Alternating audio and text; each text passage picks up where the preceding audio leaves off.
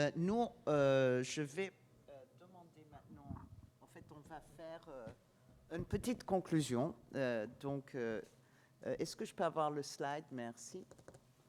Leila Volt de PCA Stream, qui est une boîte d'architecture qui a été fondée par Philippe Chambarata. On aime beaucoup son boulot, mais on aime aussi le fait qu'il a créé au sein de sa société un labo qui recherche maintenant les matériaux, les bons usages, etc. Et Leila, elle est plutôt la chef du côté visualisation environnementale de ce qui va se passer, mais pas que, parce qu'on a découvert aussi que tu as mené des recherches sur plusieurs années sur un ou deux matériaux pour les grands bâtiments style headquarters pour des grandes marques, etc. Et avec ton équipe qui sont quand même, qui lâchent rien. Et puis aussi Grégory Kenney, qui va poursuivre après, parce que vous savez que ici, on va terminer maintenant à 17h. On va sortir tout le monde vers l'extérieur. Et après, on va vous redemander de revenir pour le début d'Histoire environnementale, qui sera... le premier keynote, c'est de Patrick Boucheron, que vous connaissez certainement d'Arte, etc.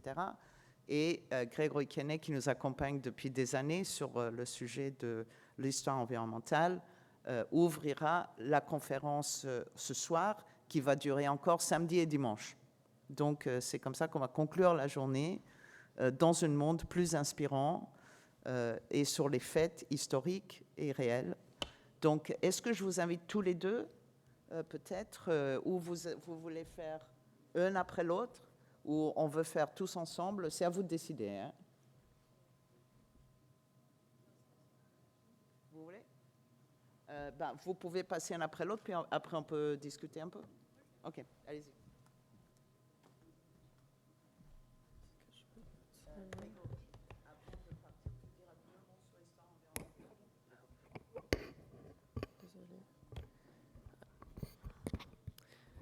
Bonsoir, j'ai pris mon ordinateur parce qu'en effet, il s'est passé beaucoup de choses aujourd'hui. Donc, j'ai 5 pages de notes sur tous les intervenants. Donc, comme Maria l'a introduit, je travaille chez PCA Stream, donc Philippe Chambarata, architecte. Nous sommes une agence qui est basée à Paris, mais on travaille un petit peu aussi dans le reste de la France et on espère pouvoir mener des recherches avec l'UMA sur les matériaux. Moi, au sein de l'agence, je suis responsable de tout ce qui est sujets environnementaux. Et forcément, les matériaux, c'est une grande partie de l'empreinte carbone de nos projets. Donc, c'est une préoccupation très forte chez nous. Moi, je trouvais que c'était une journée très riche et avec une variété d'acteurs qui se rencontrent rarement dans un cadre comme ça, où je vais à beaucoup de conférences, mais souvent, c'est une conférence pour les architectes ou une conférence pour les maîtrises d'ouvrage. Et le fait là d'avoir vraiment tous les acteurs qui vont participer à un projet, notamment les bureaux de contrôle avec qui nous on essaye d'avoir de plus en plus de relations, je trouve que c'était très intéressant d'avoir cet enchaînement de points de vue sur un même projet et surtout cet enthousiasme et cette volonté en fait d'aller plus loin et de vraiment créer ce discours parce que donc on n'a pas rencontré la PAV nous, mais par exemple chez Socotec on travaille beaucoup sur le réemploi parce qu'on fait beaucoup de rénovation de bâtiments historiques à Paris et quelqu'un chez Socotec ne savait pas qu'ils avaient une cellule sur le réemploi dans Socotec, donc c'était assez drôle de voir aussi que voilà il y a une volonté de plein d'acteurs mais que le dialogue ça reste en fait quelque chose qu'il ne faut pas négliger et donc ce genre de journée je pense que c'est vraiment essentiel. Ce que j'ai beaucoup aimé, c'est qu'il y a aussi en fait une vision à des échelles très différentes. Donc on est rentré jusqu'à voilà, la détail de pose d'un enduit, etc. Et on a aussi regardé plus à l'échelle urbaine de quelles solutions sont implémentables. L'autre idée que je retiens, c'est vraiment que les idées, elles peuvent en effet voyager d'une région à l'autre ou d'un pays à l'autre et de voir par exemple ce que les Italiens font avec la paille de riz, ça peut nous inspirer ici. Que le fait que Isolant Paille se soit développé dans une autre région mais que ça va être transporté ici, c'est très inspirant. Et je trouve que dans les exemples qu'on a vus ce matin avec Freyo, c'est aussi l'idée que des techniques d'une autre période puissent venir maintenant. et qu'elles redeviennent pertinentes parce que voilà, le contexte a changé, etc. Ce que je trouve aussi intéressant et qui est parfois, en fait, je trouve en tout cas très exclu des conférences d'architecture, c'est la partie finance, parce qu'à la fin, c'est quand même important. S'il n'y a pas de financement, ça peut rester un petit peu voilà, des cas particuliers. Et l'idée, c'est vraiment de se dire, non, en fait, ça, c'est démocratisable et c'est possible dans le contexte économique aujourd'hui. L'autre partie, je pense que c'est vraiment un petit peu le devoir d'exemple qu'on a tous dans ce secteur. Et je trouve que des initiatives comme POP 2030, ça va vraiment aider à montrer, en fait, à inspirer les autres et à avoir aussi un peu des outils face à un client qui est un peu hésitant ou face à un bureau de contrôle en disant, en fait, non, ça a déjà été fait, tout est compilé là-dedans, on peut l'étudier ensemble et répondre à vos interrogations. Ce que j'ai trouvé aussi intéressant, c'est la variété des esthétiques et des programmations que en fait, tous les matériaux dont on a parlé aujourd'hui peuvent aborder.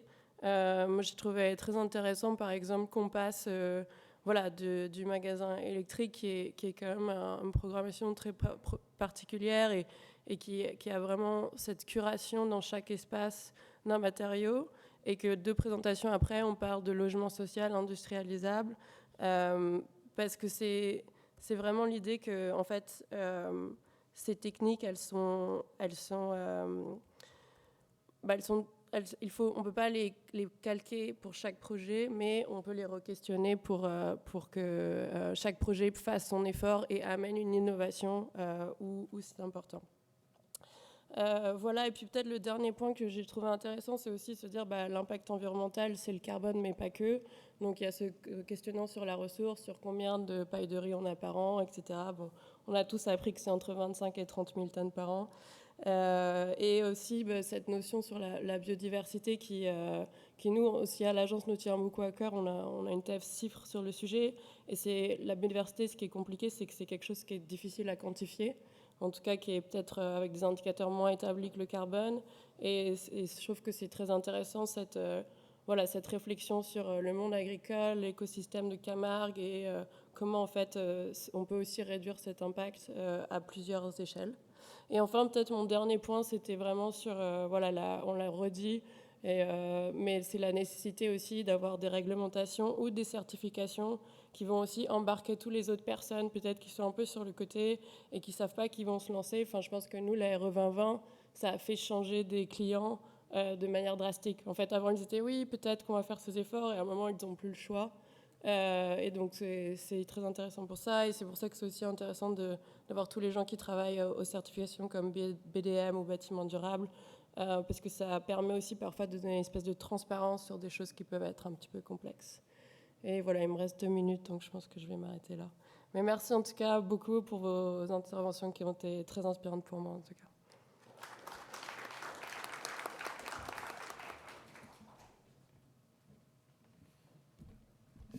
Moi aussi, j'ai pris mon ordinateur à cause de toutes les notes.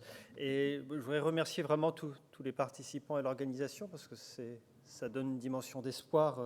On n'a pas tellement l'habitude. Je vais souvent soit des conférences qui disent « on s'est trompé, il faudrait que tout s'effondre et recommencer », ou alors d'autres qui disent « vous inquiétez pas, on va tout faire comme avant, mais simplement ce sera vert, les avions seront verts, l'hydrogène sera vert ». Et là, on est dans autre chose qui est vraiment pour moi une question la même question que celle que j'ai comme historien, c'est-à-dire comment on fait pour habiter le monde.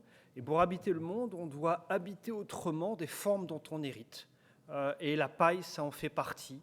Ces maisons, ces constructions que vous essayez de mettre en marche, parce que habiter autrement, ce n'est pas les figer, c'est les mettre en mouvement et c'est transformer un certain nombre de choses. Et c'est ça qu'on a tant de difficultés à faire.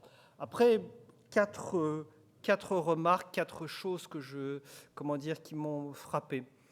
D'abord, eh bien, ce à quoi on a assisté, c'est une sorte de renversement anthropologique, puisque c'est la proposition de définir la richesse d'un territoire par ses déchets, par ce qui n'est pas utilisé. C'est l'inverse de ce qu'on fait d'habitude. Ce renversement anthropologique, on peut le mesurer par rapport à d'autres aires culturelles ou d'autres périodes de l'histoire.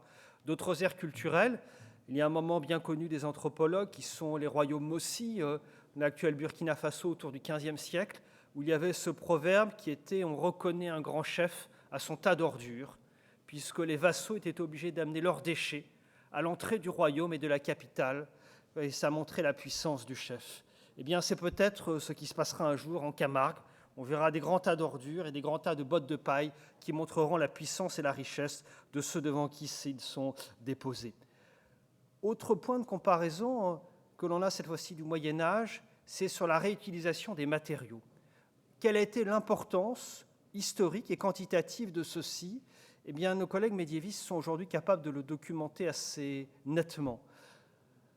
La cathédrale de Sienne, par exemple, la cathédrale de Sienne, les briques qui sont réutilisées pour les réparations entre 1370 et 1390, le prix des briques, c'est à peu près entre 60 et 75% du prix des briques neuves, ce qui peut sembler assez étonnant. On aurait pu penser qu'il y aurait un écart plus grand. Eh bien, pourquoi ? Parce que les matériaux réutilisés ont de la valeur parce qu'ils ont justement résisté au temps. Donc, ils n'avaient pas de défaut. Ils ont une consistance, et d'ailleurs Duhamel du Monceau, dans le traité du couvreur, 1738, le dit, il vaut mieux utiliser des tuiles récupérées plutôt que des tuiles neuves, et c'est pour cette raison. Le coût, on a des exemples du Moyen-Âge, par exemple le château de Choisy-au-Bas, dans l'Oise, chantier de 1473-1474, eh bien le prix, c'est 1/3 du prix le démontage, 2/3 le transport. Et donc, on retrouve la question du transport et du stockage qui est exactement la même au Moyen-Âge. Deuxième réaction, c'est sur l'ambition territoriale. L'ambition territoriale, cette idée de biorégion, cette idée de mobiliser les ressources de la Camargue. Et ce qui m'a frappé, c'est la façon dont cette ambition territoriale, elle est traitée non pas comme un isolat, une région qui serait coupée du reste, qui serait dans une sorte d'autosuffisance. Parce que j'imagine bien que dans tous les documents qui nous ont été montrés, il y a la paille, mais le bois qui est autour, il vient d'ailleurs, je ne pense pas qu'il soit produit en Camargue.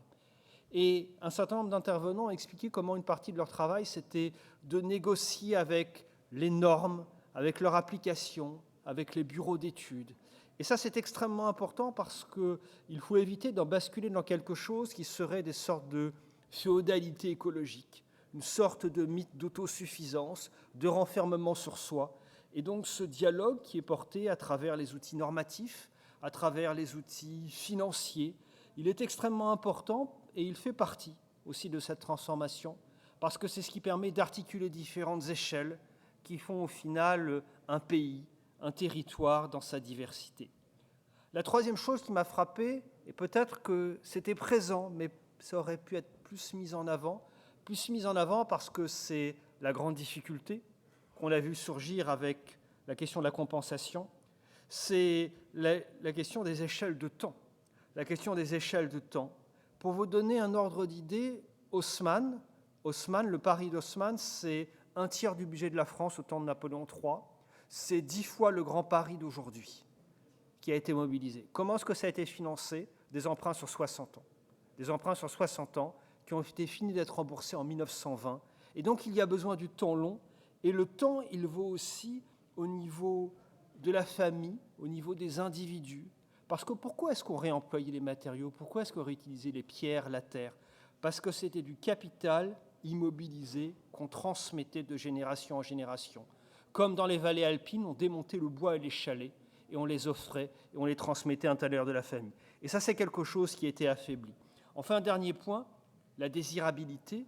La désirabilité, on a vu ces images troublantes de l'intelligence artificielle, eh bien, qui sont là pour nous montrer que la désirabilité, ce n'est pas quelque chose d'éthéré, une idée qui vogue dans les airs, mais la désirabilité, elle doit être ancrée sur des choses qui sont plus solides, qui sont les liens sociaux, qui sont les solidarités. Et au fond, la grande question de l'architecture, et c'est ça aussi qu'il faut retrouver à travers la paille, c'est comment est-ce qu'on invente des formes, des manières de vivre ensemble, comment est-ce qu'on réinvente les manières de vivre ensemble à travers les matériaux et les formes architecturales. Regardez comment ont changé les rapports entre le domicile et le travail, entre les générations, la répartition dans les zones géographiques.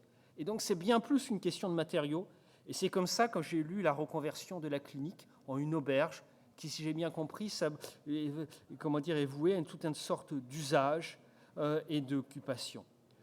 Et dans la désirabilité, pour qu'elle soit solide, je pense qu'il y a quelque chose qu'il faudrait ajouter, c'est le potentiel de l'autoconstruction, qui est-ce qu'il y a une place pour l'autoconstruction dans cette révolution de la paille? Parce que s'il y a bien un élément qui crée le désir, ce n'est pas simplement ce qu'on voit devant soi ou dans un écran, mais ce qu'on peut même soi-même s'approprier pour construire sa propre vie. Et là, c'est aussi une brique qui fait partie du problème.